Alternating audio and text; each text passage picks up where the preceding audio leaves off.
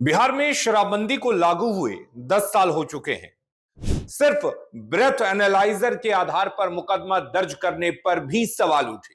10 साल पहले जब नीतीश कुमार सरकार ने शराबबंदी का फैसला लिया था, तब इसे सिर्फ एक कानून नहीं बल्कि सामाजिक बदलाव का अभियान बताया गया था।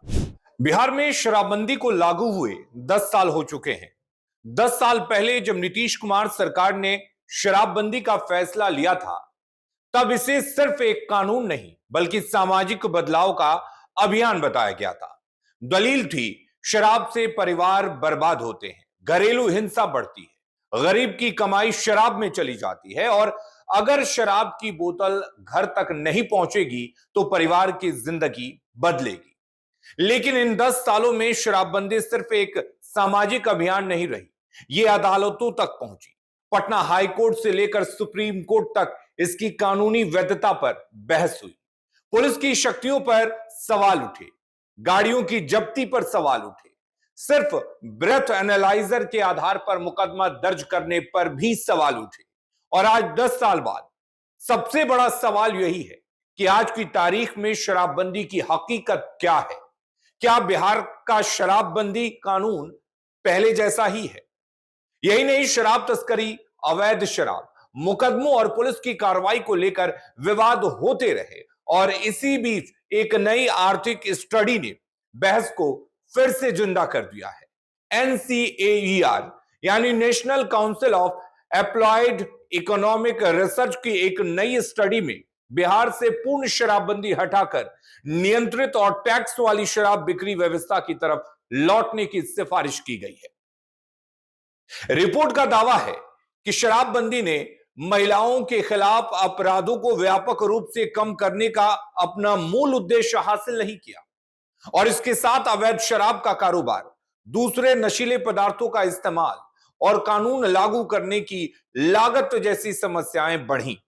रिपोर्ट का अनुमान है कि शराबबंदी हटाकर एक्साइज टैक्स फिर से लागू करने से बिहार के अपने राजस्व में करीब 14 से 15% तक बढ़ोतरी हो सकती है। और यहीं से सवाल उठता है कि क्या बिहार में शराबबंदी समीक्षा करने की तरफ बढ़ रही है या फिर यह बहस सिर्फ राजनीतिक बयानबाजी और नीति की समीक्षा तक ही सीमित रहेगी। क्योंकि दिलचस्प बात यह है कि एनडीए के भीतर भी शराबबंदी को लेकर एक जैसी राय नहीं है। केंद्रीय मंत्री जीतन राम मांझी कह रहे हैं कि बिहार को गुजरात मॉडल की तरह शराबबंदी लागू करने पर विचार करना चाहिए। चिराग पासवान कह रहे हैं कि राजस्व बढ़ाने के रास्ते तलाशने चाहिए, लेकिन इसका मतलब शराबबंदी खत्म करना नहीं है। और जेडीयू है कि साफ कह रही है, शराबबंदी की समीक्षा का सवाल ही नहीं है। तो आज हम शराबबंदी के 10 साल की यात्रा कैसी रही, कौन कौन सी बड़ी लड़ाइयां हुई और आज बिहार में शराबबंदी की वास्तविक कानून स्थिति क्या है, तो आखिर बिहार की शराबबंदी इस वक्त कहां खड़ी है, इन तमाम चीजों को हम समझेंगे। सबसे पहले तो यह समझते हैं कि बिहार में शराबबंदी शुरू कब हुई और क्यों हुई। दरअसल बिहार में पूर्ण शराबबंदी अप्रैल 2016 में लागू हुई और इसके पीछे सबसे बड़ा राजनीतिक और सामाजिक चेहरा थे तत्कालीन मुख्यमंत्री नीतीश कुमार। नीतीश कुमार ने इसे महिलाओं की मांग से जोड़कर पेश किया। बिहार के ग्रामीण इलाकों में महिलाओं की शिकायत थी कि पति की कमाई शराब में चली जाती है, शराब पीकर घर में हिंसा की जाती है और परिवार की आर्थिक स्थिति खराब होती है। और इसी सामाजिक आधार पर शराबबंदी को एक बड़े सुधार के रूप में प्रस्तुत किया गया। कानून ने शराब के निर्माण, शराब की बिक्री, परिवहन, भंडारण और सेवन पर पूरी तरह से रोक लगा दी। यानी बिहार को एक ड्राई स्टेट बना दिया गया। इसके लिए बिहार सरकार ने बेहद सख्त कानून भी बनाया। कानून इतना सख्त कि शराब पीना ही नहीं बल्कि घर में शराब मिलने पर पूरे परिवार तक के खिलाफ कार्रवाई का प्रावधान था। गाड़ी जब्त हो सकती थी, संपत्ति तक जब्त हो सकती थी, कई मामलों में सामूहिक जिम्मेदारी जैसे प्रावधान भी थे। और इसी वजह से शुरुआत से ही इस कानून को लेकर विवाद शुरू हो गया। शराब कंपनियां और कई अन्य पक्ष अदालत पहुंचे। सितंबर 2016 में पटना हाई कोर्ट ने सरकार की पहली शराबबंदी अधिसूचना को असंवैधानिक बताते हुए रद्द कर दिया। कोर्ट का मानना था कि कानून के कुछ प्रावधान जरूरत से ज्यादा कठोर थे, लेकिन कहानी यही खत्म नहीं हुई। नीतीश सरकार तुरंत सुप्रीम कोर्ट पहुंची। सुप्रीम कोर्ट ने पटना हाई कोर्ट के फैसले पर रोक लगा दी और इसी बीच बिहार सरकार ने नया कानून बनाया, Bihar prohibition and excise act 2016। यानी शराबबंदी बच गई और यहीं से शुरू हुई दूसरी कानूनी लड़ाई। 2016 के बाद लाखों मामले दर्ज हुए, हजारों गाड़ियां जब्त हुई, बड़ी संख्या में गिरफ्तारियां हुई और यहीं से अदालतों के सामने नया सवाल आया कि क्या कानून लागू करने के नाम पर नागरिक अधिकारों का हनन हो रहा है? क्या हर मामले में जब्ती सही है? क्या हर मामले में गिरफ्तारी जरूरी है? क्या पुलिस की शक्तियों की कोई सीमा है? लेकिन यहां एक बात समझना जरूरी है, शराबबंदी का मतलब यह नहीं कि शराब पीना अपने आप में संविधान के तहत मौलिक अधिकार है और सरकार उसे छीन रही है। सुप्रीम कोर्ट पहले ही कह चुका है कि शराब पीना कोई मौलिक अधिकार नहीं है। शराब के व्यापार को भी सामान्य मौलिक व्यापार अधिकार की तरह नहीं देखा जाता। यानी सरकार को शराब के उत्पादन, बिक्री, सेवन को नियंत्रित करने का पूरी तरह से अधिकार है। इसलिए शराबबंदी की मूल नीति को अदालतों ने अब तक पूरी तरह खत्म नहीं किया, लेकिन सवाल जरूर उठे। पुलिस की कार्रवाई पर, पुलिस की गिरफ्तारियों पर, घर में तलाशी पर, गाड़ियों की जब्ती पर, ब्रेथ एनालाइजर पर और हजारों लाखों मुकदमों पर। शराबबंदी कानून के तहत इतनी बड़ी संख्या में मामले दर्ज हुए कि अदालतों पर इसका बोझ भी एक बड़ा मुद्दा बन गया। 2022 में सुप्रीम कोर्ट ने भी बिहार में शराबबंदी कानून के कारण अदालत पर पड़ रहे बोझ को लेकर गंभीर चिंता जताई थी। उस समय बिहार पुलिस के आंकड़ों के मुताबिक लाखों केस दर्ज हो चुके थे और बड़ी संख्या में गिरफ्तारियां भी हुई थी। यानी कानून की किताब में शराबबंदी साफ थी, लेकिन जमीन पर सवाल थे। किसे पकड़ना है, कैसे पकड़ना है और सबूत क्या होगा? ऐसे में शराबबंदी कानून के तहत अगर किसी व्यक्ति के शराब पीने का आरोप है तो जांच का सवाल बेहद महत्वपूर्ण हो जाता है। पटना हाईकोर्ट ने 2025 में एक अहम फैसला दिया। कोर्ट ने कहा कि सिर्फ ब्रेथ एनालाइजर मशीन की रीडिंग को किसी व्यक्ति को शराब पीने का दोषी ठहराने का अंतिम और अकेला आधार नहीं बनाया जा सकता।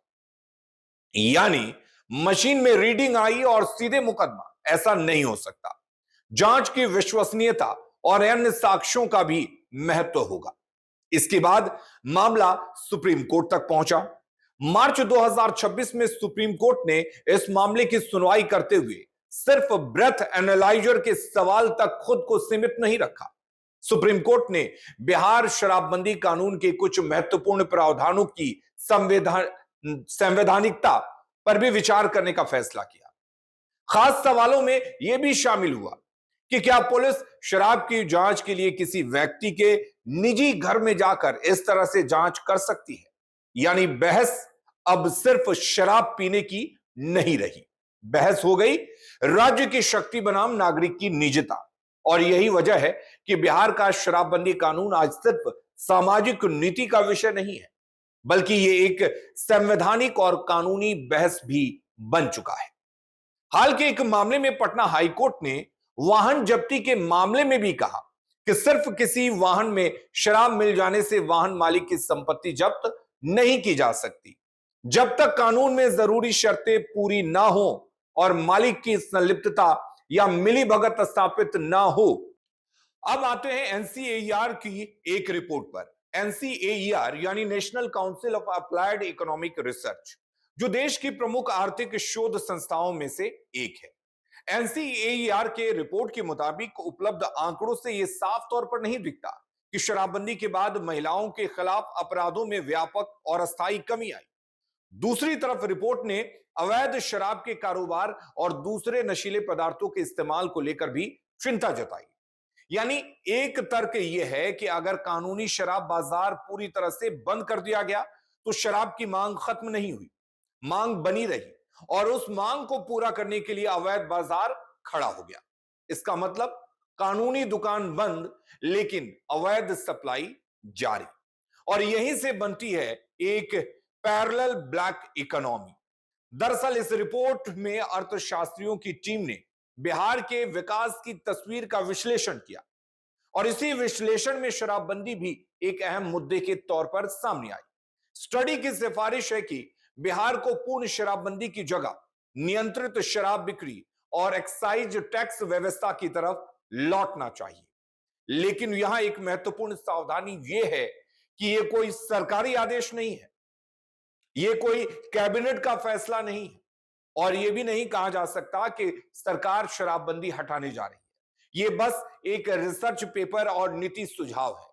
लेकिन इसकी अहमियत इसलिए है क्योंकि इसमें शराबबंदी को सिर्फ सामाजिक मुद्दे के रूप में नहीं बल्कि आर्थिक और प्रशासनिक नजरिए से भी देखा गया है। अब आते हैं एनसीएईआर की रिपोर्ट के पैसे वाले पहलू पर। दरअसल बिहार जैसे राज्य के लिए राजस्व बेहद महत्वपूर्ण है। शराब पर एक्साइज ड्यूटी राज्यों के लिए एक बड़ा राजस्व स्रोत होती है। शराबबंदी लागू होने के बाद बिहार ने इस राजस्व स्रोत को छोड़ दिया। एनसीएईआर का अनुमान है कि अगर शराब पर फिर से एक्साइज ड्यूटी लगाई जाए और नियंत्रित बिक्री शुरू की जाए तो राज्य के अपने राजस्व में करीब 14 से 15% तक बढ़ोतरी संभव है। रिपोर्ट का तर्क है कि इस अतिरिक्त पैसे को शिक्षा, स्वास्थ्य, इंफ्रास्ट्रक्चर, रोजगार और विकास के दूसरे कामों में लगाया जा सकता है। साथ ही अवैध शराब और तस्करी रोकने में पुलिस और प्रशासन पर होने वाला खर्च भी कम हो सकता है। तो आर्थिक तर्क काफी सीधा है। शराबबंदी हटेगी, एक्साइज आएगा, राजस्व बढ़ेगा, प्रशासनिक खर्च घट सकता है। हालांकि एनसीएईआर की रिपोर्ट पर जेडीयू ने कड़ी आपत्ति जताई है। साथ ही मद्य निषेध मंत्री ने साफ कहा है कि बिहार को ऐसे पैसे की जरूरत नहीं। बिहार में शिक्षा, स्वास्थ्य और इंफ्रास्ट्रक्चर के लिए शराब से आने वाले पैसे की जरूरत नहीं है और इसलिए शराबबंदी हटाना या शराबबंदी पर समीक्षा करना यह इतना आसान नहीं है और इसकी राजनीति भी इतनी सीधी नहीं, क्योंकि शराबबंदी सिर्फ शराब की बोतल नहीं है बल्कि ये नीतीश कुमार की राजनीति की पहचान बन चुकी है। 2016 में शराबबंदी लागू करने का फैसला सिर्फ प्रशासनिक फैसला नहीं था, ये महिलाओं के बीच एक राजनीतिक संदेश भी था और संदेश ये था कि सरकार परिवार की आर्थिक और सामाजिक सुरक्षा को लेकर गंभीर है और यही वजह है कि शराबबंदी को खत्म करने का फैसला सिर्फ वित्त विभाग का फैसला नहीं हो सकता, ये चुनावी राजनीति को भी प्रभावित कर सकता है, खासकर महिला मतदाताओं के बीच। और यही वजह है कि बीजेपी के लिए भी यह मुद्दा आसान नहीं है। तो अब आते हैं शराबबंदी को लेकर हो रही राजनीति पर। एनसीएईआर की रिपोर्ट आने के बाद एनडीए में शराबबंदी को लेकर अलग अलग आवाजें सुनाई दे रही हैं। सबसे ज्यादा चर्चा किसकी हो रही है? सबसे ज्यादा चर्चा जीतन राम मांझी के एक बयान की हो रही है। मांझी ने बिहार में शराबबंदी खत्म करने की सीधी मांग करने की बजाय यह कहा कि बिहार को गुजरात मॉडल की तरह शराबबंदी लागू करने पर विचार करना चाहिए। उनका तर्क है कि कानून अपनी जगह ठीक है, लेकिन उसके क्रियान्वयन में जो गड़बड़ी है वो नहीं आनी चाहिए। गरीब और निर्दोष लोग नहीं फंसने चाहिए। पुलिस और प्रशासन की जवाबदेही तय होनी चाहिए और शराबबंदी के नाम पर कानून का दुरुपयोग नहीं होना चाहिए। मांझी का राजनीतिक संदेश साफ है। मांझी कानून के खिलाफ नहीं है, उसके मौजूदा क्रियान्वयन के खिलाफ सवाल उठा रहे हैं। दरअसल मांझी जिस गुजरात मॉडल की बात कर रहे हैं वो गुजरात भी ड्राई स्टेट है। वहां शराबबंदी लागू है, लेकिन वहां परमिट आधारित व्यवस्था और कुछ विशेष परिस्थितियों में शराब उपलब्ध कराने की कानूनी व्यवस्था मौजूद है।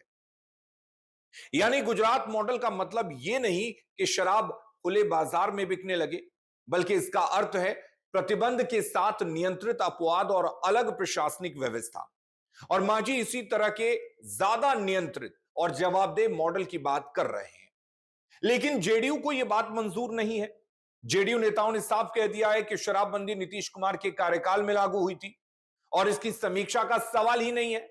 पार्टी का दावा है कि इससे ग्रामीण महिलाओं के जीवन में सकारात्मक बदलाव आया है। यानी एनडीए के भीतर ही तीन अलग अलग स्वर सुनाई दे रहे हैं। एक, शराबबंदी जारी रहे।